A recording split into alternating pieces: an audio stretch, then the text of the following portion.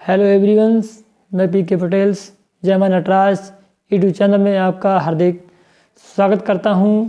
तो आज हम आपको जवाहर नवोदय विद्यालय प्रवेश परीक्षा 2021 की तैयारी कराएंगे। तो हमारी अरिहंत प्रकाशन की बुक है, इससे हम सबसे पहले आपको मैथ कराएंगे। मैथ का पहला चैप्टर है संख्या एवं संख्या पद्धति। इसके बारे में नंबर एंड नंबर सिस्टम, इसके बारे में हम आपको इसके सादित एग्जाम्पल्स और विगत वर्षों में पूछे गए प्रश्न एवं अभ्यास प्रश्नावली को विस्तार से कराएंगे। यदि आपको हमारी वीडियो अच्छी लगे तो इसे लाइक और शेयर कीजिएगा और हमारे चैनल जय मां नटराज यूट्यूब को सब्सक्राइब कीजिएगा। तो सबसे पहले आपको प्राकृतिक संख्या, पूर्ण संख्या, भाज्य संख्या, अभाज्य संख्या, सम संख्याएँ, विषम संख्याएँ की जानकारी होना चाहिए। तो इसकी जानकारी के लिए आप हमारे चैनल जय मां नटराज को सब्सक्राइब कर सकते हैं और उसमें दी गई वीडियो को फॉलो कर सकते हैं। उसमें हमने आपको प्राकृतिक संख्या और पूर्ण संख्या, अभाज्य संख्या, सम संख्या, विषम संख्या को इंग्लिश और हिंदी दोनों में विस्तार से बताया है। तो आइए स्टार्ट करते हैं सादित एग्जाम्पलों को। तो सबसे पहला हमारा चैप्टर है संख्या एवं संख्या पद्धति। चैप्टर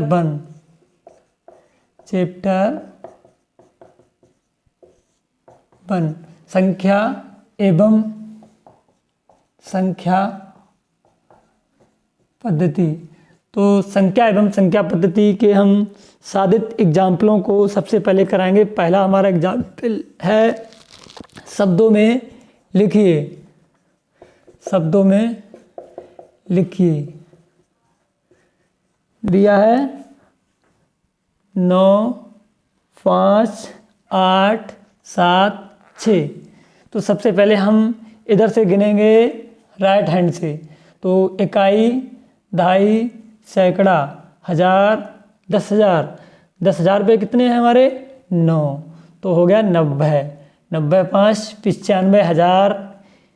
इसे लिख लेंगे, राइट कर लेंगे 95,000। इसके बाद इकाई, दहाई, सैकड़ा। सैकड़ा पे हमारे कितने हैं? 8। तो हो जाएंगे 800। 800 इकाई, दहाई, दहाई पे कितने? 7। तो 76 मतलब 70। 7 हैं तो 70, 6 हैं तो 60। 70 6 76। ये क्वेश्चन काफ़ी इजी है। दूसरा क्वेश्चन है हमारा अंकों में लिखिए। तो दिया है 70,000। 70,000 364। 364। तो हम इसे कैसे करेंगे? 70,364। तो सबसे पहले हमने राइट कर लेंगे 64। 300 सैकड़े पे कितने होंगे? 3। इकाई, दहाई, सैकड़ा। 300 70,000। तो इकाई, दहाई, सैकड़ा, हजार, 10,000। 70,364। तो ये आंसर हो गया हमारा। तीसरा है क्वेश्चन संख्या 5, 9, 3, 6, 8 में सबसे अधिक स्थानीय मान किसका है?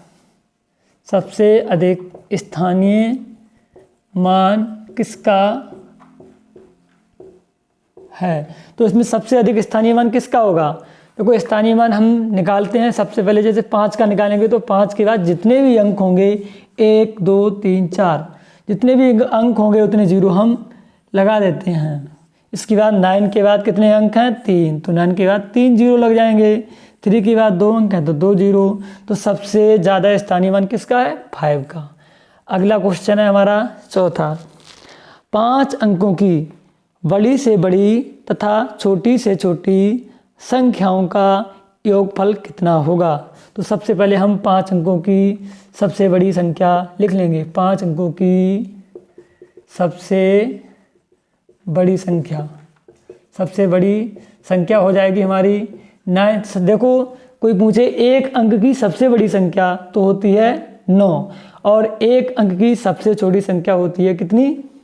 1। तो 5 अंकों की बात हो रही है तो सबसे पहले हम 9 को ऐड कर लेंगे।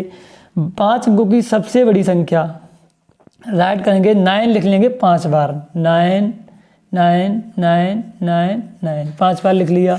इसकी बात कर रहे हैं 5 अंकों की छोटी से छोटी संख्या, तो 5 अंकों की सबसे छोटी संख्या लिख लो।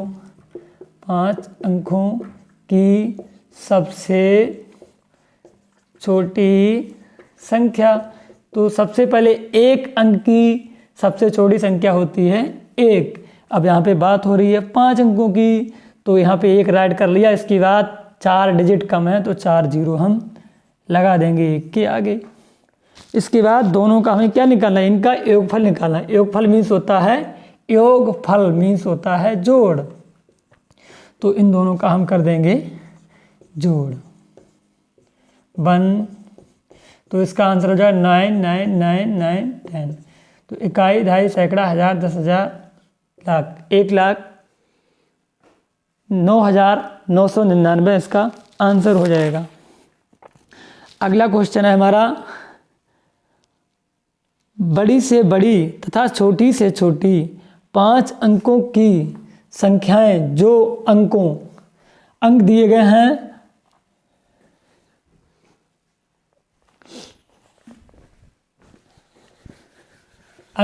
हैं सबसे पहले राइट हम कर लेंगे क्वेश्चन को। 5वां अंक है 0 2 7 6 और 8। इनकी सहायता से हमें 5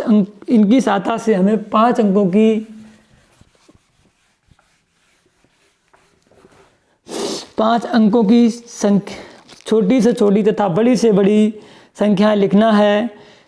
और जब कोई भी अंक दोबारा नहीं आए का अंतर कितना है, मतलब 5 अंकों की सबसे बड़ी संख्या लिखेंगे, इसके बाद 5 अंकों की इन्हीं की हेल्प से सबसे छोटी संख्या लिखेंगे, फिर उनका हम अंतर निकालेंगे।